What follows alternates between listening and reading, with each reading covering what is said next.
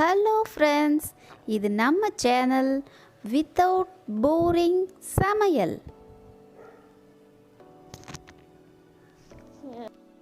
இன்றைக்கி நாம் செய்ய போகிறது ஈஸியாக செய்யக்கூடிய கிறிஸ்பியான டேஸ்டியான அவல் வடை.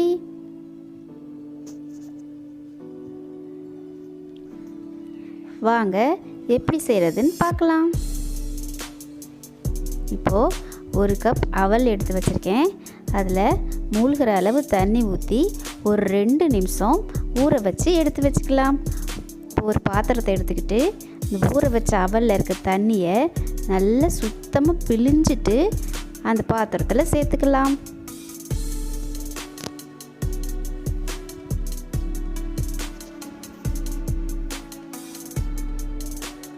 ஒரு பெரிய வெங்காயத்தை பொடிசாக கட் பண்ணி அதையும் அதோடு சேர்த்துக்கலாம். கொஞ்சமாக கொத்தமல்லி இலை, கருவேப்பிலை, இஞ்சி, பச்சை மிளகா, தேவையான அளவு உப்பு எல்லாம் சேர்த்து கொஞ்சம் பெருங்காயத்தூளும் சேர்த்து நல்லா பிசைஞ்சு விட்டுக்கலாம்.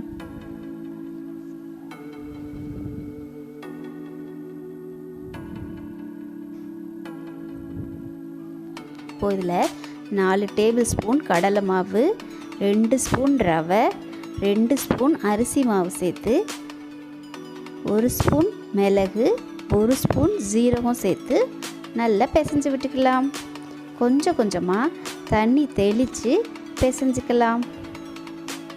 நிறைய தண்ணி ஊற்றுனீங்கன்னா வடை நல்ல எண்ணெயை குடிக்கும். அதனால் கொஞ்சமாக தண்ணி சேர்த்து தெளித்து பிசைஞ்சு எடுத்து வச்சுக்கலாம். இப்போ ஒரு கடாய் அடுப்பில் வச்சு அதில் ஆயிலை ஹீட் பண்ணி வச்சுருக்கேன். இப்போ நம்ம ஏற்கனவே மிக்ஸ் பண்ணி வச்சுருக்கிற மாவில் இருந்து கொஞ்சம் கொஞ்சமாக எடுத்து இப்படி கையில் உள்ளங்கையில் வச்சு ரவுண்டாக தட்டி தட்டி வடையை போட்டுக்கலாம்.